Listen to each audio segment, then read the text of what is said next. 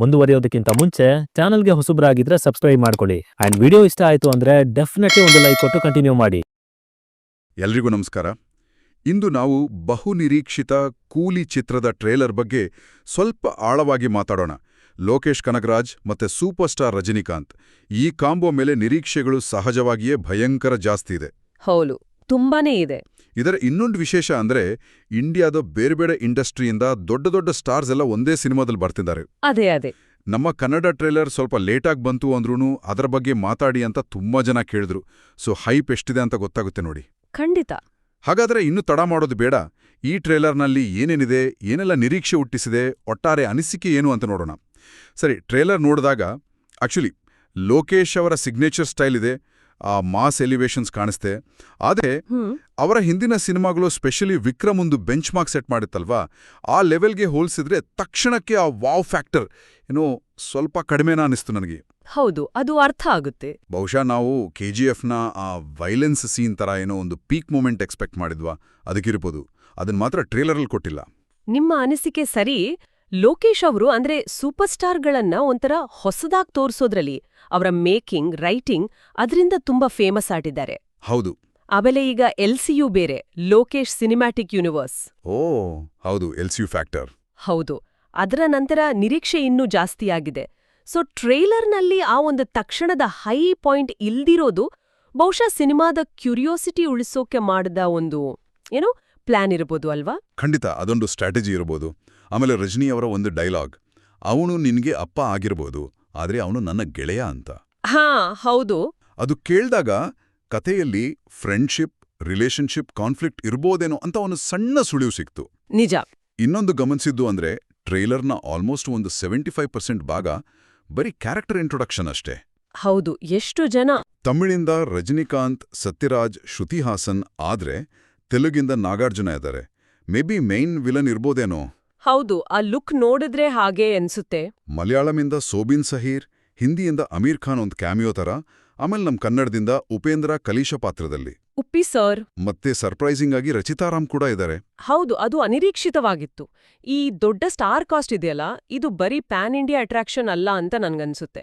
ಇದು ಲೋಕೇಶ್ ಅವರ story telling style ಇರ್ಬೋದು. ಪ್ರತಿಯೊಂದು ಪಾತ್ರಕ್ಕೂ ಅದರದೇ ಆದ ಮಹತ್ವ ಇರುತ್ತೆ ಅವ್ರ ಸಿನಿಮಾದಲ್ಲಿ. ಹೌದು. ಯಾರು ಸುಮ್ನೆ ಬಂದ್ ಹೋಗೋ ತರ ಇರಲ್ಲ. ಇದು ಬರೀ ಹೀರೋ ವಿಲನ್ ಕತೆ ಅಲ್ಲ. ಅಂದ್ರೆ ನಾವ್ ಅನ್ಕೊಂಡಿದ್ದಕ್ಕಿಂತ ದೊಡ್ಡ ಸ್ಕೇಲ್ನಲ್ಲಿದೆ ಕತೆ ಅಂತ ಒಂದು ಫೀಲ್ ಬರ್ತಿದೆ. ನಿಜ. ಮತ್ತೆ ಟ್ರೇಲರ್ನ ಆ ವಿಜುವಲ್ಸ್, ಆ ವೈಬ್, ಕೆಲವು ಎಲಿಮೆಂಟ್ಸ್ ಇದೆಯಲ್ಲ, ಆ ವಿಚಿತ್ರವಾದ ಚೇರ್, ಸತ್ಯರಾಜ್ ಏನೋ ಎಕ್ಸ್ಪೆರಿಮೆಂಟ್ ಮಾಡ್ತಿರೋ ತರ. ಹೌದು, ಲ್ಯಾಬ್ ಸೆಟ್ಟಿಂಗ್. ನಾಗಾರ್ಜುನ ಅವರ ಆ ಜಾಗದಲ್ಲಿ ದೊಡ್ಡ ದೊಡ್ಡ ಸ್ಕ್ರೀನ್ಗಳು, ಇದೆಲ್ಲ ನೋಡಿದ್ರೆ ಇದು ಬರೀ ಆಕ್ಷನ್ ಫಿಲ್ಮ್ ಅಲ್ಲ, ಇದರಲ್ಲಿ ಸೈಫೈ ಥ್ರಿಲ್ಲರ್ ಅಂಶಗಳಿದ್ಯಾ, ಎಕ್ಸಾಕ್ಟ್ಲಿ, ಅಥವಾ ಏನೋ ಟೈಮ್ ಟ್ರಾವೆಲ್ ಏನಾದ್ರೂ ಕನೆಕ್ಷನ್ ಇದೆಯಾ ಅಂತ ಸಹಜವಾಗಿ ಡಿಸ್ಕಷನ್ಸ್ ಶುರುವಾಗಿದೆ. ಖಂಡಿತ. ಸದ್ಯಕ್ಕೆ ಇವೆಲ್ಲ ಊಹೆಗಳಷ್ಟೇ ಬಿಡಿ. ಆದರೆ ಆ ಊಹೆಗೆ ಪುಷ್ಟಿ ಕೊಡುವ ಹಾಗೆ ಉಪೇಂದ್ರ ಅವರ ಸೀನ್ಸ್ ಬೇರೆ ಕಲರ್ ಟಿಂಟ್ನಲ್ಲಿರೋದು. ಹೌದು, ಗಮನಿಸಿದೆ. ಮತ್ತೆ ರಜನಿ ಅವರ ಕೆಲವು ಶಾರ್ಟ್ಸ್ನಲ್ಲಿ ಡಿ-ಏಜಿಂಗ್ ಟೆಕ್ನಾಲಜಿ ಯೂಸ್ ಮಾಡಿದ ಹಾಗೆ ಕಾಣಿಸುತ್ತೆ. ಸೊ ಕತೆ ಬೇರೆ ಬೇರೆ ಟೈಮ್ಲೈನ್ನಲ್ಲೇ ನಡೆಯುತ್ತಾ ಅನ್ನೋ ಅನುಮಾನ ಬಲವಾಗುತ್ತೆ. ಹೌದು, ಸಾಧ್ಯ ಇದೆ. ಉಪ್ಪಿಸರ್ ಅವರದು ಸ್ಕ್ರೀನ್ ಮೇಲೆ ಬಂದಿದ್ದು ಕೆಲವೇ ಸೆಕೆಂಡ್ಸ್ ಇರ್ಬೋದು, ಆದರೆ ಆ ಕಣ್ಣಿನ ಆ ತೀಕ್ಷ್ಣತೆ ಇದೆಯಲ್ಲ, ನಿಜವಾಗ್ಲೂ ಗೂಸ್ ಬಂಪ್ಸ್ ಬಂತು. ಅವರ ಕಲಿಶಾ ಪಾತ್ರ ಖಂಡಿತ ಕತೆಗೆ ಒಂದು ಮುಖ್ಯ ತಿರು ಕೊಡ್ಬೋದು. ಬೇರೆ ಭಾಷೆ ಪ್ರೇಕ್ಷಕರಿಗೂ ಇಷ್ಟ ಆಗ್ಬೋದು ಅವ್ರ ಪರ್ಫಾರ್ಮೆನ್ಸ್. ಖಂಡಿತ.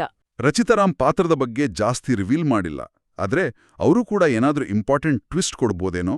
ಇನ್ನು ನಾಗಾರ್ಜುನ ಅವರ ಲುಕ್ ತುಂಬಾ ಸ್ಟೈಲಿಶ್ ಆಗಿದೆ. ಒಂಥರ ಟೆಕ್ನಾಲಜಿ ಜೊತೆ ಆಟ ಆಡೋ ವಿಲನ್ ತರ ಕಾಣ್ತಿದ್ದಾರೆ. ಹೌದು. ಅಮೀರ್ ಖಾನ್ ಅವರ ಡೆಸ್ಟ್ರೋಲ್, ಆ ಲುಕ್ ಟ್ರೇಲರ್ನಲ್ಲಿ ಸ್ವಲ್ಪ ಕಾರ್ಟೂನಿಶ್ ಅನ್ಸ್ತು, ಆದ್ರೆ ಸಿನಿಮಾದಲ್ಲಿ ಅದು ಬೇರೆ ಥರ ವರ್ಕೌಟ್ ಆಗ್ಬೋದು. ನೋಡ್ಬೇಕು.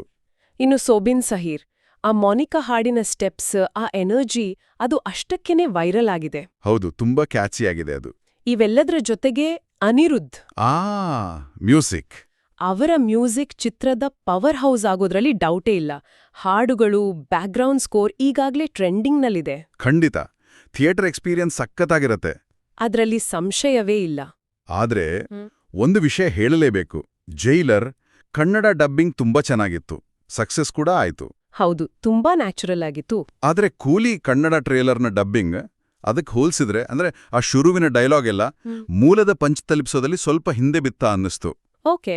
ಕನ್ನಡದಲ್ಲಿ ಒಳ್ಳೆ ಡಬ್ಬಿಂಗ್ ಮಾಡಿದ್ರೆ ಜೈಲರ್ ರೆಕಾರ್ಡ್ಸ್ ಬ್ರೇಕ್ ಮಾಡೋ ಎಲ್ಲಾ ಪೊಟೆನ್ಷಿಯಲ್ ಇದೆ ಈ ಸಿನಿಮಾಗೆ. ಆದ್ರೆ ಅದಕ್ಕೆ ಡಬ್ಬಿಂಗ್ ಕ್ವಾಲಿಟಿ ಮೇಲೆ ಸ್ವಲ್ಪ ಗಮನ ಕೊಡಬೇಕು ಅನ್ಸುತ್ತೆ. ಹೌದು, ಅದು ಮುಖ್ಯವಾದ ಪಾಯಿಂಟ್. ಒಟ್ನಲ್ಲಿ ಕೂಲಿ ಟ್ರೇಲರ್ ಒಂದು ಗ್ರ್ಯಾಂಡ್ ಸ್ಟಾರ್ ಕ್ಯಾಸ್ಟ್ ಪರಿಚಯ ಮಾಡಿದೆ, ಸೈಫೈ ಕಡೆಗೆ ಸುಳಿವು ಕೊಟ್ಟಿದೆ. ಆದ್ರೆ ಬಹುಶಃ ಉದ್ದೇಶಪೂರ್ವಕವಾಗಿಯೇ ಎಲ್ಲವನ್ನೂ ರಿವೀಲ್ ಮಾಡದೆ ನಿರೀಕ್ಷೆಗಳನ್ನ ಒಂದು ಬ್ಯಾಲೆನ್ಸ್ನಲ್ಲಿ ಇಡೋಕೆ ಟ್ರೈ ಮಾಡಿದಾಗ ಕಾಣುತ್ತೆ. ಹೌದು, ಕ್ಯೂರಿಯಾಸಿಟಿ ಬಿಲ್ಡ್ ಮಾಡೋ ತಂತ್ರ ಇದು. ಆಗಸ್ಟ್ 14ಗೆ ವಾರ್ 2 ಜೊತೆ ರಿಲೀಸ್ ಆಗ್ತಿರೋದು. ಬಾಕ್ಸ್ ಆಫೀಸ್ನಲ್ಲಿ ದೊಡ್ಡ ಕ್ಲಾಶ್ ಅಂತೂ ಗ್ಯಾರಂಟಿ. ದೊಡ್ಡ ಸ್ಪರ್ಧೆ ಇರುತ್ತೆ. ಇನ್ನು ಕಥೆಗೆ ಇಂಪಾರ್ಟೆನ್ಸ್ ಕೊಟ್ಟಿದ್ದಾರೆ ಅಂದ್ಮೇಲೆ ಸೂಪರ್ ಸ್ಟಾರ್ ರಜನಿಕಾಂತ್ ಅವರ ಸ್ಕ್ರೀನ್ ಟೈಮ್ ಅದು ನಾವ್ ಅನ್ಕೊಂಡಿದ್ದಕ್ಕಿಂತ ಸ್ವಲ್ಪ ಕಡಿಮೆ ಇರುತ್ತಾ ಅನ್ನೋ ಪ್ರಶ್ನೆ ಕೆಲವರಲ್ಲಿ ಬರಬಹುದು. ಹಾಗೇನೂ ಆಗ್ದಿರ್ಲಿ ಅಂತ ಆಶಿಸೋಣ. ಆದ್ರೆ ಕೊನೆಗೆ ಈ ಸಿನಿಮಾದ ಸ್ಕೇಲ್, ಆ ಸ್ಟೋರಿ ಸೆಂಟ್ರಿಕ್ ಅನ್ನೋ ಸುಳಿವುಗಳೆಲ್ಲ ನೋಡಿದ್ರೆ ಒಂದು ಪ್ರಶ್ನೆ ತಲೆಯಲ್ಲಿ ಓಡುತ್ತೆ. ಏನು ಇದು ತಮಿಳು ಚಿತ್ರರಂಗದ ಮೊದಲ 1000 ಕೋಟಿ ಕಲೆಕ್ಷನ್ ಮಾಡೋ ಸಿನಿಮಾ ಆಗ್ಬಹುದಾ? ಆ ಸಾಮರ್ಥ್ಯ ಇದೆಯಾ? ಓ, ಇಂಟ್ರೆಸ್ಟಿಂಗ್ ಪ್ರಶ್ನೆ. ಹೌದು, ಈ ಸಾಧ್ಯತೆಯ ಬಗ್ಗೆ ಯೋಚನೆ ಮಾಡ್ತಾ ಇರೋಣ ಅಲ್ವಾ?